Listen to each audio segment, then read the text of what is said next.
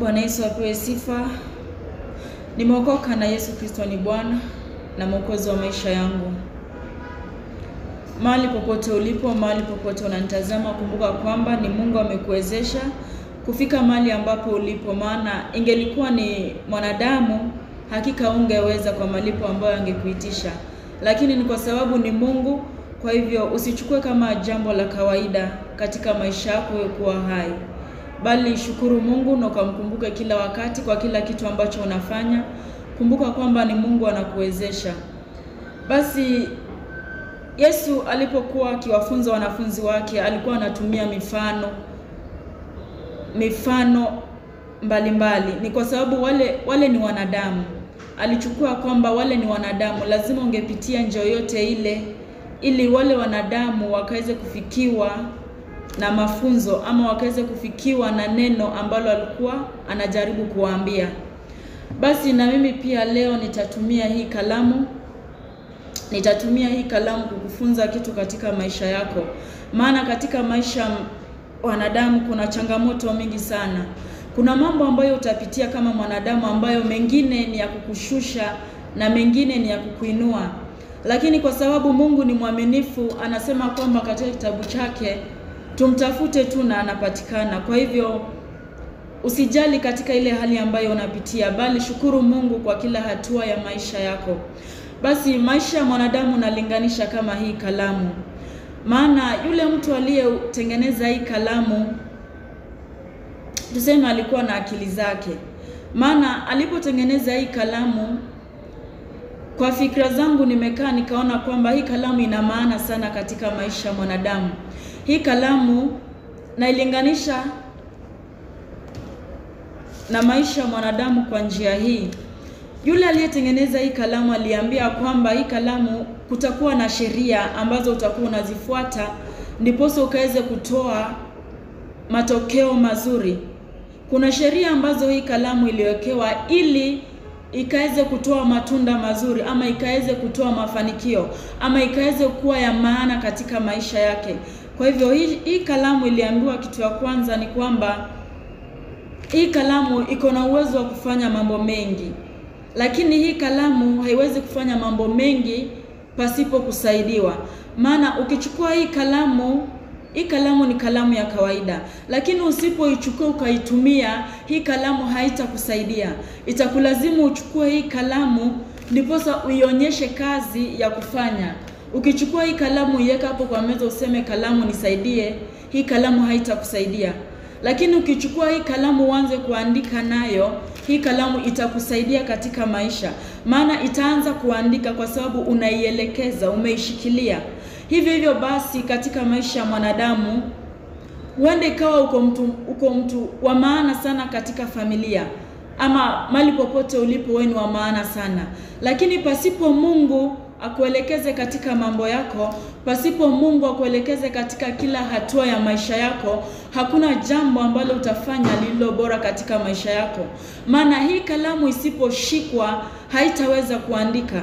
Hivyo wewe usipokuwa na Mungu katika maisha yako, usipotambua kwamba Mungu ndiye anakuwezesha, hakika kuna mahali utafika na utaangamia. Ama hautafaulu katika ile jambo ambayo unafanya. Ni kwa sababu hakuna mtu ambaye anakushikilia.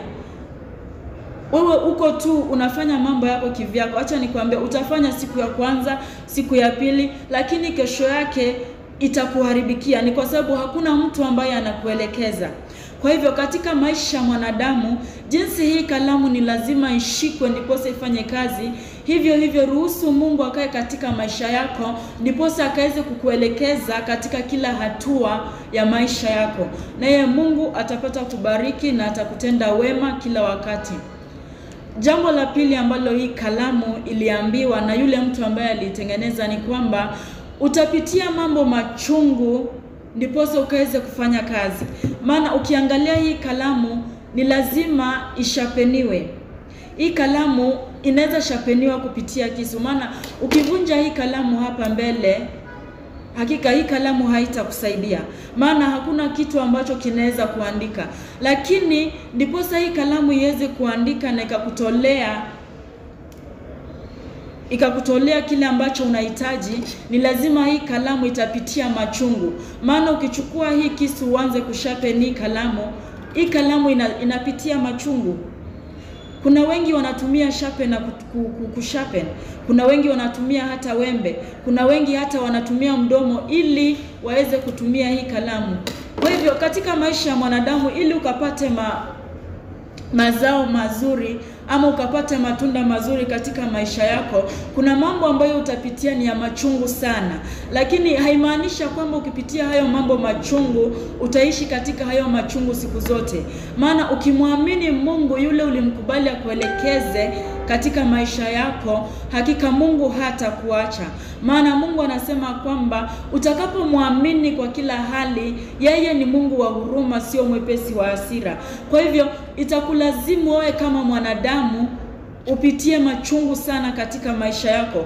Kuna mambo mengine utapitia, hata magonjwa, utapitia kukosa pesa, hata utadharauliwa na watu wako, utafukuzwa kwenu, marafiki watakutoroka. Lakini hayo yote ni ya kukutayarisha wewe ukaweze kutoa matunda ambayo hata watu wakikuona watasema hakika uko na Mungu. Kwa hivyo usijali kwa kile kitu ambacho unapitia, maana hiyo yote inakutayarisha wewe katika maisha mema ama katika maisha yaliyo bora kule mbeleni.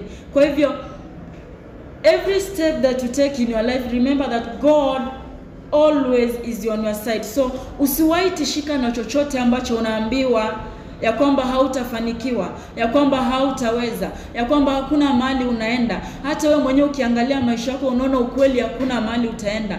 Maana yale mambo unayapitia hakika hata ingelikuwa ni mimi singeweza. Lakini nataka kuambia kuna watu wengine wakianza kukuelezea historia ya maisha yao, utasema hata heri wewe. Kwa hivyo nakutia moyo kupitia hii kalamu. Hii kalamu lazima ipitie machungu ndipo ikaweze kutoa kile ambacho kinastahili katika maisha ya watu wengine. Ndipo ikaweze kutoa matunda mazuri hata ikaweze kufurahia. Kwa hivyo usiwahi jihuzunisha ama usiwahi kaa na huzuni katika maisha yako katika ile hali ambayo unapitia.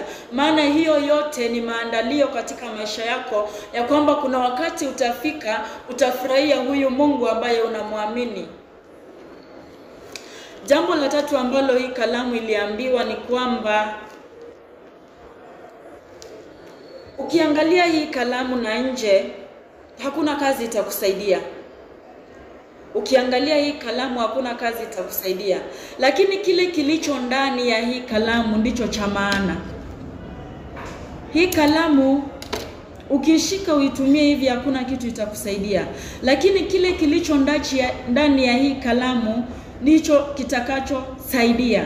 Hivyo basi wewe kama mwanadamu, kuna mambo katika maisha yako ambayo wewe hata uyaonyeshe vipi hayana manufaa kabisa, lakini kile kinatoka ndani ya moyo wako, kile kinatoka ndani ya moyo wako ndicho kitafanya watu wajue kwamba uko na Mungu ama unafanya nini. Maana ukiangalia hii kalamu, yule aliyetengeneza hii kalamu aliambia kwamba kile kilicho ndani yako ndicho cha maana. Bwana Yesu apewe sifa.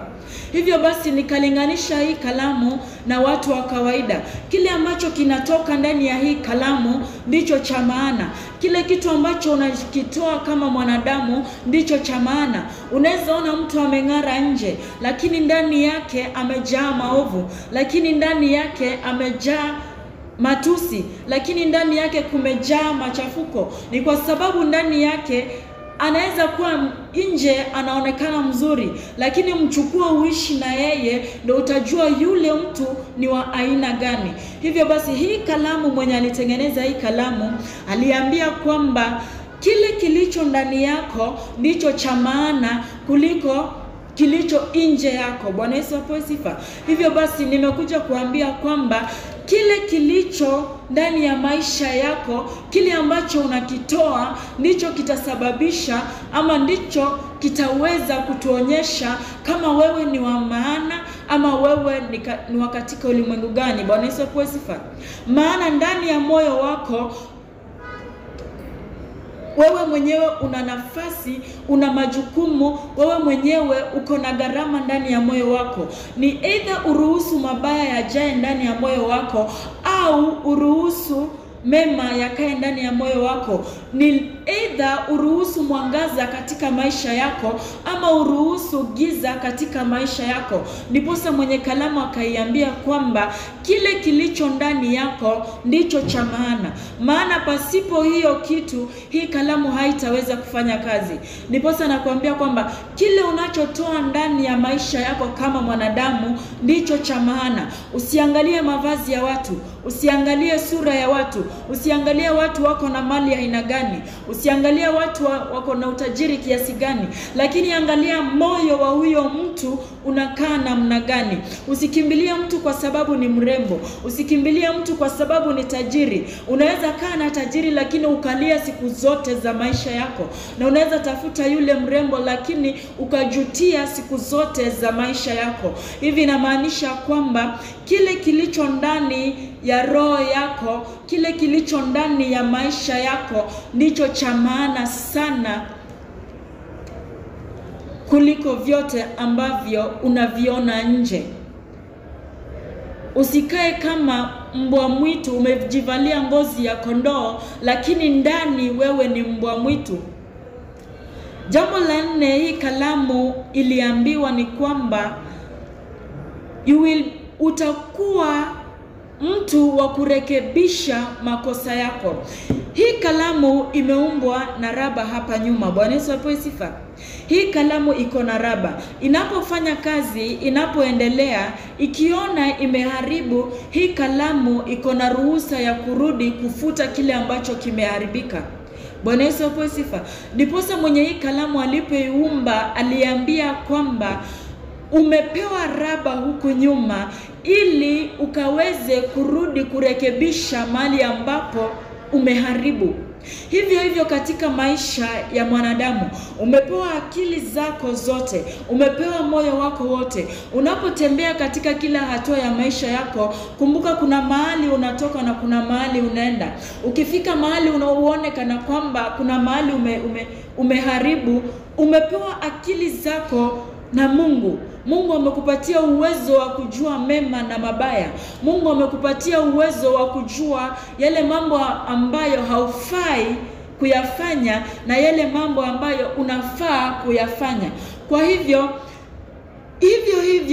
hii kalamu ilivyopewa raba ili ikaweze kurudi nyuma na kurekebisha kile kitu ambacho kimeharibika, hivyo hivyo wewe naye unapaswa kurudia yale mambo ambayo umeharibu.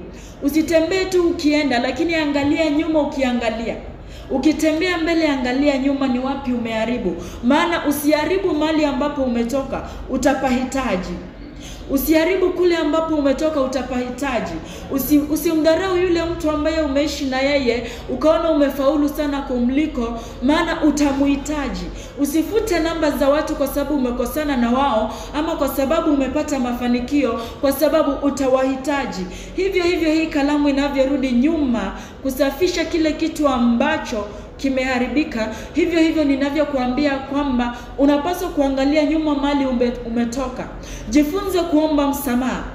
Ni lugha nyingine ya kusema kwamba jifunze kuomba msamaha. Maana unapoomba msamaha, Mungu naye anapata kukurehemu. Unapoomba msamaha, kuna mambo ambayo yatakuachilia. Unapoomba msamaha, kuna mambo ambayo yako juu yako yananena yatakuondokea. Ndiposa maandiko yananiambia kwamba wakati Yesu alipoletewa yule mtu aliyekuwa amepooza, Yesu akamwambia simama uende, maana dhambi zako zimesamehewa. Kumaanisha kuna dhambi ambazo zinakaa katika maisha ya wanadamu na zinanena siku zote. Hivyo basi unaporudi nyuma na kutubu dhambi zako, unaporudi nyuma na kusamehea watu, unaporudi nyuma na kujifungulisha katika toba, hivyo basi Mungu atafanya jambo jipya katika maisha yako. Mungu atafungua mambo ambayo wewe mwenyewe hata hauna ufahamu. Mungu atafanya jambo ambalo wewe mwenyewe hautaamini ya kwamba ni Mungu ametenda. Hivyo basi tunapaswa kuishi katika toba, jinsi hii kalamu inarudi nyuma kurekebisha mahali ambapo imeharibu. Hivyo sisi kama Wakristo, hivyo sisi kama wanadamu, tunapaswa kurudi nyuma katika toba ili tukapate kurekebisha mambo ambayo tumeharibu, ili isiwe vifungo katika maisha yetu. Kuna mambo inakaa katika maisha yetu kwa vifungo. Ili kuondoa hivyo vifungo, tuishi katika toba na tuishi katika sala, ndiposa Mungu akaweze kunyosha mambo yetu katika jina la Yesu Kristo. Jambo la mwisho ambayo huyu mtu aliambia hii kalamu ni kwamba katika kila hatua ya maisha yako utaacha alama. Hii kalamu iliambiwa kwamba katika kila hatua ya maisha yako, mahali popote unatembea, kuna alama utaacha. Hakikisha kwamba alama ambayo unaacha nyuma utakapotembea ni alama ya kusaidia watu, ni alama ya kufurahisha, ni alama ya ushindi. Bwana Yesu apewe sifa. Katika kila hatua ya hii kalamu iliambia kwamba popote ambapo utatembea, popote ambapo utaenda, alama utaacha nyuma. Maana ukishika hii kalamu uanze kuandika, utaona imeacha maandishi. Kuna alama ambayo inaacha nyuma, kumaanisha kwamba hii kalamu imefanya kazi. Katika maisha ya wanadamu, kuna mahali ambapo unatembea, kuna mahali ambapo unaenda, itakulazimu mahali ambapo unatoka, acha alama ambayo mtu atakukumbuka. Mtu atasema kwamba hakika huyu mtu alipita mahali hapa, lakini usiache alama ambayo mtu atasema huyu mtu asiwahi rudi. Yani unaenda mahali wanasema hata ni heri ameondoka. Unaenda unakaa mahali unapotoka wanasema tumepumzika, ni heri ameenda. Unaacha watu wakijutia ni kwa nini walikukaribisha. Unaacha mtu akijutia ni kwa nini alikuita ukae na yeye. Yani unaacha mtu akijutia ni kwa nini alikupatia hiyo kazi. Hakikisha kwamba katika maisha yako unaacha alama ambayo watu wataishi kusema ya kwamba hakika kulikuwa na mtu mali hapa. Watu wataishi kusema ya kwamba hakika watoto wangu nataka wakae kama huyu mtu. Lakini usiache alama ambayo hata mtu akitaka kukupigia anasema kama ni huyo unaniambia hapana, kama ni habari zake mimi nazijua, sitaki mambo yake. Hakikisha kama mwanadamu ama kama Mkristo wa kawaida uko katika ile hali ya watu kukufanya kuwa kama mfano bora. Yani unatumika kama mfano bora kwa jamii, unatumika kama mfano bora kwa kanisa, unatumika kama mfano bora katika familia ambayo unatoka, na unakuwa mfano bora katika hicho kijiji ambacho unatoka. Yani unakuwa kama kielelezo kwa watu. Usikuwe mtu wa kuacha majuto katika maisha ya watu. Yani watu wanapokuona wanasema hapana, heri huyu aondoke. Lakini na kushauri ya kwamba ukuwe kama hii kalamu. Inapotembea inaacha alama ya mtu kusema kwamba hapa kulikuwa na kitu fulani. Hivyo basi wewe na kuhimiza kwamba unapokaa na watu, hakikisha kwamba umeacha alama ambayo watu watakumbuka mazuri yako. Sio watu wanakumbuka tu mabaya yako. Yani mtu anakumbuka tu huyu mtu, mimi siwezi muita hapa. Hakikisha katika maisha yako unaacha alama ambayo watu wataishi kusema ya kwamba hakika kuna mtu aliyekuwa mahali hapa. Hakika kuna mtu aliyetembea mahali hapa. Hakika kuna mtu aliyeonekana hapa. Usiwache alama ambayo ni ya majuto katika maisha ya watu na katika maisha yako mwenyewe. Na Mungu akapate kuwabariki, Mungu akapate kuwazidishia, Mungu akapate kuwatenda mema, maana katika yeye kuna uzima, katika yeye kuna ushindi. Mkubali Yesu ndani ya maisha yako. Nimetangulia na kusema kwamba kubali Mungu akae ndani ya maisha yako ili akapate kukuongoza katika kila hatua ya maisha yako. Nawe utakuwa wa maana sana katika maisha ya watu wengine. Kaa kama hii kalamu. Shalom.